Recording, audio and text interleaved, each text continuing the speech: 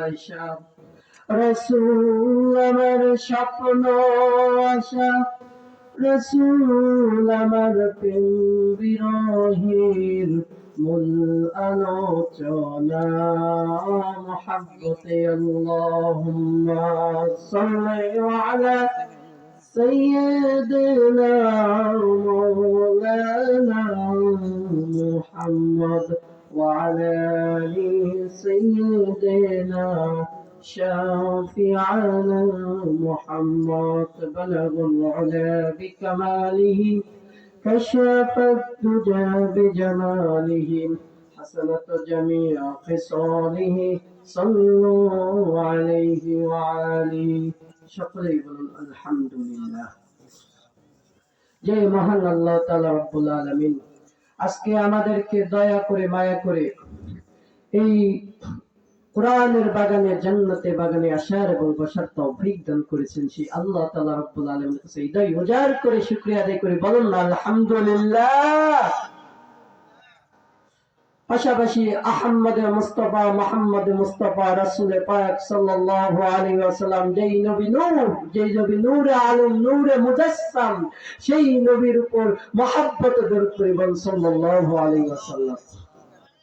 যেহেতু হুজুর আসুন আর ভূমিকা দিকে যাচ্ছি না, আমি ডাইরেক্ট আলোচনার দিকে যাচ্ছি। অল্প সময় কথা বলবো ইনশাআল্লাহ।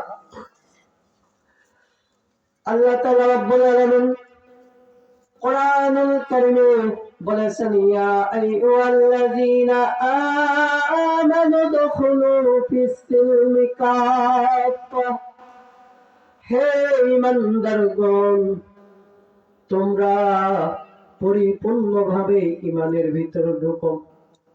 কিভাবে? পরিপূর্ণভাবে ঈমানের ভিতর ঢুকো। অর্ধেক ঢুকলে হইবে? এ যদি মুসলমান হইলে চলবে না মুসলমান, এ যদি মুসলমান হওয়া যাবে না। তারা জুব্বা ছিল, পাঞ্জাবি ছিল, দাড়ি ছিল, কিন্তু নবীজির নাতিকে তারা হত্যা করেছে। এই বাংলার জমিনে যত বলতু ফকিরউদ্দিন শকিরউদ্দিন যতই আসুক না কেন, এই কোরআন আছে, এই ইসলাম আছে, সারা জীবন থাকবে, এখনো আছে, ভবিষ্যতে থাকবে। কেউ একটু চুল পরিমাণ ক্ষতি করতে পারবে না। কথা বলেন ঠিক কিনা মুসলমান? এই জন্য বলি, আল্লাহ বললেন অপরাতে ওয়ালা তাত্তাবিউ খুতুওয়াতিশ শায়াতিন। বলুন না আল্লাহু আকবার। আল্লাহ বলেন, হে মুসলমান, তুমি শয়তানের অনুসারী করো না। শয়তান মানুষের বন্ধু নয়, শয়তান হলো মানুষের শত্রু।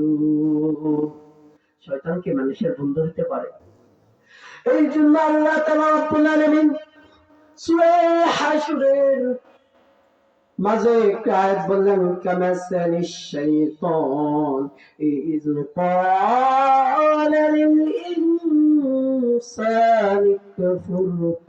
শয়তান মানুষকে দেখে বলে, ও মানুষ, তুমি কুফরি করো। যখন মানুষ কুফরি করে, শয়তান দেখে বলে, ফালাম্মা কাফারা ক্বালা ইন্নী বারিউম মিনকা ইন্নী আখাফুল্লাহ রাব্বাল আলামিন। আল্লাহু আকবার। তখন শয়তান বলে, ও মানুষ, শুনে নাও, তুমি যে কুফরি করলে, তুমি যে আমার কথা শুনে আমার অনুসারী হলে, আমি তোমার সাথে অন্যায় নাই। আমি ওই সারা জগতের প্রতিপালক, সারা জমিনের প্রতিপালক রব্বুল আলামিনকে ভয় করি। বলেন না সুবহানাল্লাহ। শয়তান একটি মানুষকে ভয় করে। শয়তান মানুষকে যখন ধোঁকা দেয়, তখন তিনিও আল্লাহকে ভয় করে। আল্লাহ এই জন্য বললেন, বান্দা তুমি শয়তানের বন্ধু হও না। হাদিস শরীফে এসেছে, আবু যার গিফারি রাদিয়াল্লাহু তাআলা আনহু থেকে একটি হাদিস বর্ণিত, তিরমিজি শরীফের হাদিস। হাদিসের মধ্যে বলা হয়েছে, আন আবি যার রাদিয়াল্লাহু তাআলা আনহু قال قال رسول الله صلى الله عليه وسلم قال الحب في الله والبغض في الله। যে যাকে মহব্বত করবে তার সাথে তার হাসর হবে। এখন চিন্তা করুন মুসলমান, কাকে বন্ধু বানাবো? আলেম কে না বেঈমান কে? বেনামাজি কে নামাজি ওয়ালা কে? আল্লাহ ওয়ালা কে না আল্লাহ ওয়ালা বাদ দিয়ে কাকে বন্ধু বানাবো? ও মুসলমান, আমরা কি নবীর বন্ধু হইতে পারি না? নবীকে যদি ভালোবাসি, নবীর সাথে যদি হাসর হয়, এর মতন সৌভাগ্য আর নাই।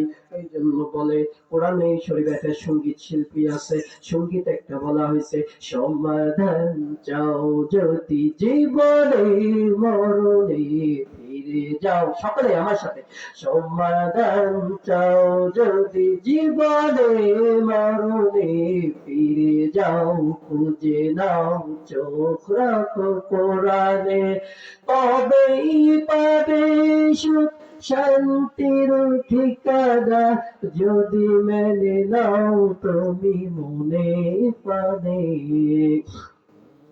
কোরআনকে যদি মনে প্রাণে যদি না মেনে নেওয়া হয়, কোরআনকে যদি না বুঝতে চাওয়া হয়, মুসলমান মনে রাখো শান্তি নাই। কোরআন ছাড়া কোন জায়গায় শান্তি নাই। কোরআন হলো আল্লাহর একমাত্র পবিত্র মহা কোরআন। এই কোরআন সমাজ থেকে ধরে, সংসদ থেকে ধরে, দেশ থেকে ধরে, পৃথিবীর যে কোনো জিনিস এই কোরআন দ্বারা সংশোধন হয়। বলুন না সুবহানাল্লাহ। এই জন্য আমি যে আয়াতটি থেকে ছাড়িয়েছিলাম, শয়তান মানুষের বন্ধু না শত্রু? ও মুসলমান, এই জন্য সূরা হাশরে আল্লাহ তাআলা রাব্বুল আলামিন বলেন, ফাকানা আকিবাতুহুমা আন্নাহুমা ফিন্নারি খালিদাইনি ফিহা ওয়া যালিকা জাযাউয যালিমিন। বললেন, ও মুসলমান, তুমি যে কুফরি করলে, শয়তানের কথা শুনে যে কুফরি করলে, শয়তানের কথা শুনে যে তুমি শয়তানের পথে চললে, শুনে রাখো, যারা শয়তানের কথা শুনে কুফরি করলো, আল্লাহ বললেন তাদের জন্য স্থায়ী হলো জাহান্নাম। এটাই হলো জালিমদের জাযাউয যালিমিন।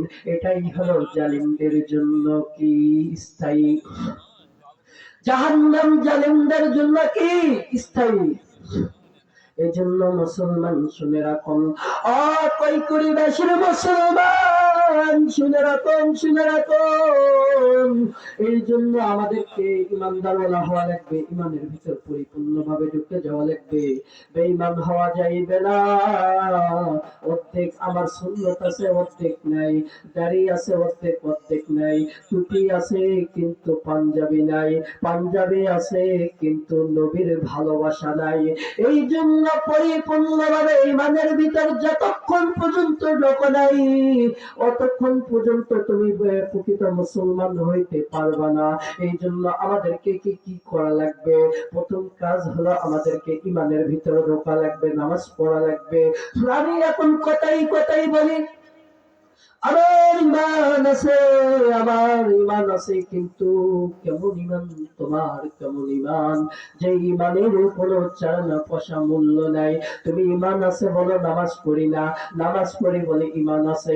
ইমানকে পরিপূর্ণভাবে ইমানের ভিতর ঢুকতে গেলে কি খালি মনে করেন যে নামাজ পড়লেই হবে না? বাইরে কিছু কাজ আছে, বাইরে অনেক কাজ আছে। ও মুসলমান শুনে রাখুন, আল্লাহ তাআলা রাব্বুল আলামিন এই জন্য আমাদেরকে বলেছেন পরিপূর্ণভাবে ইমানের ভিতর ঢুকে যাও, কিন্তু তোমরা বেঈমানদের দালালি করো না। আজকে বাংলার জমিনে দেখা যায় এই কোরআন মাহফিল এত সুন্দর, সুন্দর না?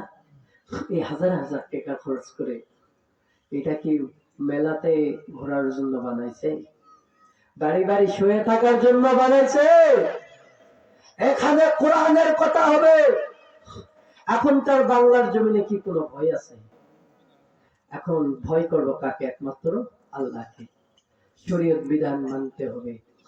দাঙ্গা হাঙ্গা মাঙ্গা এগুলো করা যাইবে না। কারণ এই বাংলার জমিন আমাদের মুসলমানদের রাষ্ট্র।